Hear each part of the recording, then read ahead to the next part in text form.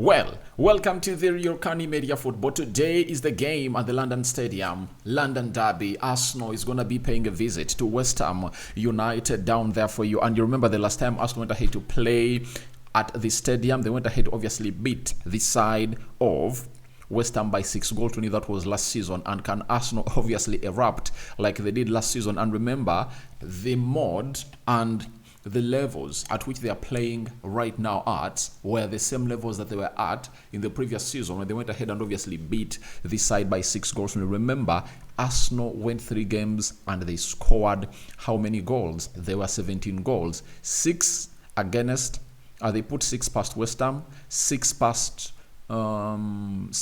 Bournemouth, and some 5 past a certain team that they played at the Emirates. And it shows you that they're in there. And if I told you are Lopetegui, the manager of West Ham, you have a reason to worry because their form at home is not all that great. As this season, they've lost to Chelsea at home, they've lost to Man City and Aston Villa at home, teams that are in the level of Arsenal. And Arsenal might capitalize onto that, but they've beaten Manchester United and Ipswich, you understand? So it shows you that they are really not good hosts, and they found themselves losing very many games at home, and they have a boast that the previous game they played over the weekend was away in Newcastle, and they went ahead and obviously beat Newcastle by 2-0, where Aaron Saka came up and scored his first goal that came in through around the 53rd minute, and Soucek was man on target around the 10th minute of the game, and that shows they really have a very big boost. When you go to Arsenal, their previous game, they went ahead to obviously beat a team called in the Premier League. They beat Nottingham Forest by 3-0. Nwaneri came off the bench and really made it 3. Who opened up the scoreline? It was none other than Bukayo Saka. Then Thomas Partey came up and scored a very beautiful goal. In the midweek, they went ahead obviously playing the Champions League, and they went ahead and obviously disciplined Sporting Lisbon, formerly managed by the manager of Manchester United, right now known as Ruben Amorim, by 5-1. Saka, Trossard, Martinelli, Kai Havertz, Gabriel Magalhaes were on target. So that's how everything really panned out for the club of Arsenal. And one will say that West Ham have been resting for 7 days, and they are now really ready to obviously get in at Arsenal. And I'm like, most of the teams that are like West Ham have gone ahead to do this season in, season out. They found themselves in a position of not playing any games, you understand, in the midweek. And why aren't they the teams that have always gone ahead obviously compete for the league? You get? And playing in the midweek or not playing in the midweek doesn't really make you a favorite to win the league. You remember in the season of 2022-2023 when Arsenal was knocked out by Sporting Lisbon at Emirates at the level of the quarterfinals. Everyone was like, now they are left in one competition and they are really going to be cruising. And I told them that doesn't really serve any purpose, because we've seen teams before winning when they are really playing they are playing in the Champions League midweek and on the weekend. And guess who went ahead obviously win? Arsenal. It was Man City. Man City took the trophy, yet they had really gone ahead to stay into that competition. You understand? So as it stands, I tell you, Arsenal has to stay playing in those tournaments. And I really fault every pundit who comes out and says for Arsenal to obviously succeed, they need to obviously focus on one tournament. I'm like, how naive are these people at? Haven't they seen it happen to Arsenal in 2022-2023? They are knocked out in March, and they couldn't obviously lift the trophy in May. And Man City came up and lifted the trophy. So I don't know why some people really make childish opinions about this. If you're a big team, you're supposed to compete in the Champions League. And that's what you're supposed to be doing into the mix. Now, we are powered by Mono Gadgets, dealers in brand new phones and brand new laptops. And even if you need a used phone and a used laptop, call them on +256 70 9988 665. They also have affordable smartwatches. That is Mono Gadgets for you, and that's what they really do and bring to you into the mix. If you know, you know. Now, what else? Arsenal are really having Tomiyasu and Ben White totally out of this game of football. Kieran Tierney returned and he was part of the travelling squad to Sporting Lisbon, though he never really played no minute. And then Gabriel Magalhaes came off when he was really limping and he felt something painful in his muscles, but others are really calling them cramps. And the manager told us that after the training yesterday, he will come up and obviously tell us what he thinks of the player, whether he'll travel to, I think, East London or not. But you cannot rule him out 100%. But we are going to see what our probable starting 11 is going to be if at all Gabriel Magalhaes is totally out. For West Ham, Falkirk is obviously injured, they're having Falkirk out. They're having Todibo is also out. The rest of the players are back. Mohamed Kudus, after getting a red card when they're playing against Spurs, he was banned for 5 games and he's back.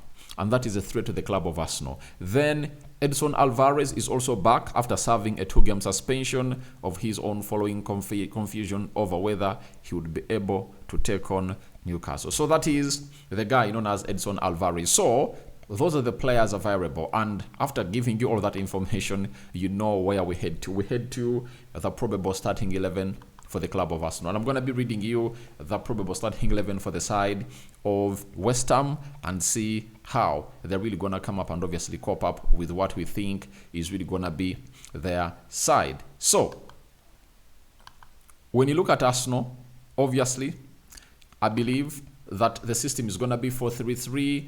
David Raya keeping a clean sheet on the weekend, failing to keep a clean sheet in the midweek after Goncalo Inacio pulled one back when Arsenal was really leading by 3 goals. He returns in between the stitches for the club of Arsenal at the London Stadium, where this game of football is really going to be at. Have nothing to talk about, have nothing else to discuss about him because he's really good, and no one really puts the blame on Mikel Arteta for obviously going in for David Raya and dropping Aaron Ramsdale. Right back, I think it's going to be Julian Timber, for your information, because Ben White is out, Tomiyasu is out, and there is no way you can obviously come up and obviously think that this guy is really going to be responsible for all of this. I believe Timber is a very good right back, and in his right back role, especially into the offensive area, you saw to it that he put in a very good he digged in a very good inviting cross, into the 6 years box area of Sporting Lisbon to see Martinelli score his first, I think, Champions League goal of the season, and taking his still, I think, to 4 that he has gone ahead to score this season. That is Gabriel Martinelli, but kudos to Julian Timber, who went ahead and obviously put in that inch perfect cross. So going forward, expect more of those from Julian Timber, especially if at all he's being put into those positions. And he puts in those teasing crosses, into the 18 yards box area of the opponent. And all what Arsenal have to do is to get him into those spaces, and will obviously do the needful. Then left back, Ricardo Carafiori, no doubts about it. He really played some minutes, and the manager took him off and I think brought on Zinchenko in the midweek. And Carafiori Ricardo is really doing a very beautiful job. He played last weekend when they are beating Nottingham by 3-0. Midweek he played, and he has returned into action to represent the club of Arsenal into this game of football. And this is where Mohamed Kudus is really going to be operating. So he needs obviously be deadly. Gerard Bowen and Mohamed Kudus are really going to be trying to maneuver that area and manipulate it with crosses, overloads, to see to either obviously create or cook something from that side. But all in all, I tell you, it's one of those moments that are really going to be very important and to watch. Ricardo Carafiori returning into that position. Right-sided centre-back, I know it's going to be William Saliba, no doubt about it. And he's really trying to get back to where we know. And if you're Arsenal, you really get excited because last season, Arsenal picked up momentum in January. This time round, Arsenal have picked up momentum towards the end of November, and that means they still have a full month of December to obviously put themselves into what we call the best gear ever. And those fixtures of December are really very okay. I think the only big fixture they're really having is Manchester United, if at all I'm not mistaken, that they're supposed to be playing on Wednesday. And December is really going to be very good for Arsenal because they are playing Man United on Wednesday, that is the 4th. 8th, they are playing away at West Ham, another London derby. Then 14th December, they'll host Everton. Then 21st December, they'll play away at Crystal Palace. Then 27th December, they'll host Ipswich Town. And those are the 5 fixtures of the Premier League in December. And I know they can really get maximum points. They can really get maximum points into the mix. And good to see to it that the man himself, known as William Saliba, is back in form. On the left-sided centre-back,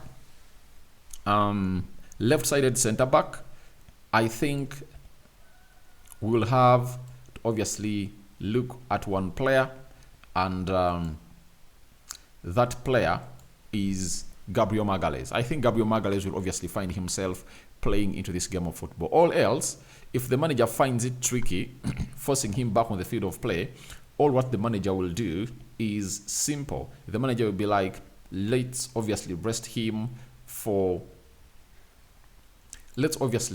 the encounter of Manchester United in the midweek. If he doesn't pass the late fitness test, there is no way the manager is going to really force him here, because we all know to it that Carafiori can shift in the central defense. Jakub Kiwior can too shift in the central defense and play on the left-sided centre-back. And they really had some minutes with Saliba into the game of Sporting Lisbon, meaning that the combination is already there and they can obviously go and defend West Ham there very, very well. That is the back 5 of Arsenal as we anticipate it to look and really be like into the mix. So that is all I can say about the back 5 of Arsenal. So I don't know what your thoughts are about it, but it's really going to be very interesting. Now, in the CDM, obviously, Thomas Partey, I tell you, he's having his best season at Arsenal. Scoring goals, shielding the back 4, and the most important bit of it all is he has not missed any Arsenal game where he's really needed. He has played every Premier League game, 12 Premier League games, and he has also gone ahead to obviously play every Champions League game. You know, they've played 5 Champions League games and 12 Premier League games. Those are 17 games so far this season, and he's really keeping fit. Though I came up and told Arsenal fans that my mind tells me Thomas Partey is really playing for a contract, and even when he's feeling some pain, he'll be like, I'm okay, let me obviously force myself and go and play. And he's like, if Arsenal doesn't get me a new contract, I'll obviously go to a better team. And I tell you, with his performance this season, very many teams will obviously be in need of his signature. So Partey comes in to play at the best of the midfield, and that is Thomas Partey for Arsenal. Alongside who? Declan Rice was back, meaning that Declan Rice is really going to be playing against West Ham for the second time. Remember, the last time he paid them a visit, it was really, really, really bad. It rained and poured with 6 goals from Arsenal. Declan Rice, I think, had like 3 assists of set pieces into the mix. And alongside who? Captain Fantastic, that is Martin Odegaard into the mix. Martin Odegaard, I've always told you, he is the glue to this Arsenal side.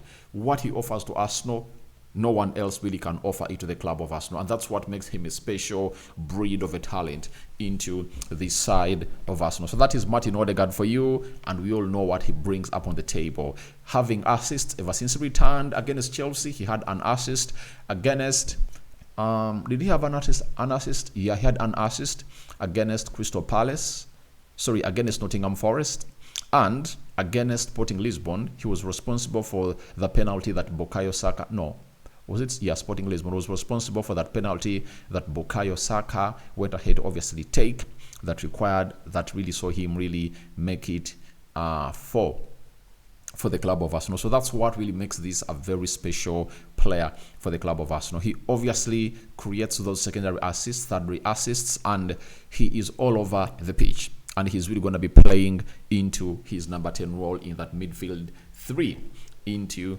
the mix. So after that, we go to the front 3 Obviously, no doubt about Saka. He's really fully fit and he's really going to be played into that position as a right forward. And you know, Saka is really in form. 8 assists in the Premier League plus 4 goals. And I know he really enjoys this fixture of West Ham and he's like, I'm going to come up and really put in a shift and obviously put it to the sword, and he will, because he has done it on several occasions. Left side, Gabriel Martinelli, having gone ahead to score a goal. The way Arteta loves this player, there is no way you tell me he's not really going to start into the system of Mikel Arteta. He's going to come up and obviously put in the required shift altogether into this encounter. Leading the line is none other than Kai Havertz. Obviously, man in fine form. He scored in the midweek, and we all know to it that he won't stop scoring as a player. And as I told you, 20 goals guaranteed for him in the Premier League. Not even the Champions League or what, but they are guaranteed into the Premier League. I tell you, they are guaranteed. And so far, I think he has like 4. That is Kai Havertz for you. And he's not really going to stop, because this season is really good for him as a player. In the Champions League, he has gone ahead to play 5 games, 2 goals. Premier League, 11 games, 4 goals and 1 assist. And if you watched my previous video I did yesterday, but one, I told you that players have found themselves doing the needful. And what's the needful they've gone ahead to do? They found themselves really scoring very many. They found themselves really scoring very many goals in the second half of the season, and that is really very evident into the mix. So that is my probable starting 11 for the club of Arsenal as they take on West Ham, and let's wait and see how things are really going to be panning out for the club of West Ham. Now, let's get to see how West Ham is expected to line up as they take on Arsenal. Obviously, for West Ham, they are really expected to obviously line up like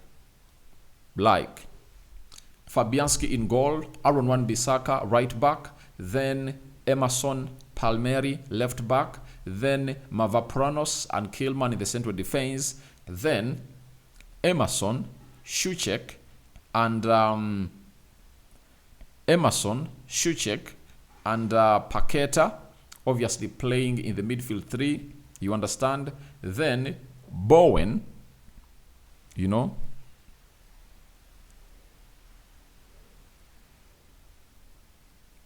Mohamed Kudus is out, right? So then Sola, Somerville, and Antonio. Sorry, guys. Mohamed Kudus is out of this encounter. I'm sorry. Mohamed Kudus is out of this encounter because I think this is his 5th game, you know.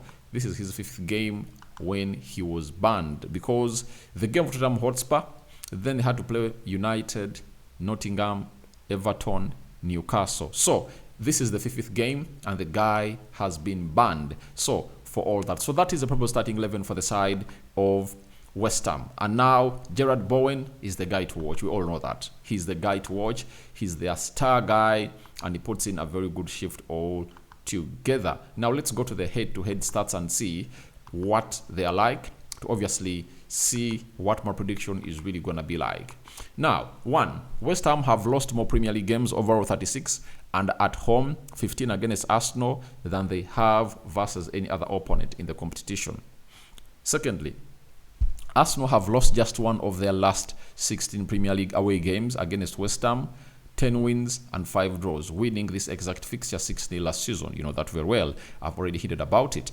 West Ham have lost their last 2 home London derbies in the Premier League, going 2 down against Fulham and 3-0 against Chelsea. They last lost 3 in a row in December 2019, while they last did so without scoring in December 2008. Both runs included defeat to Arsenal. So you can relate very well and see what is really going there. And this is the only huge start that you can really see that is in favor of West Ham. They haven't gone ahead to lose 3 consecutive London derbies, you know, since 2019. But can they really stop Arsenal? It's the question we're really going to be seeing today. Second, lastly, since the start of 2022-2023, Arsenal have lost just 2 of their 26 London derby matches in the Premier League. 18 wins, 6 draws.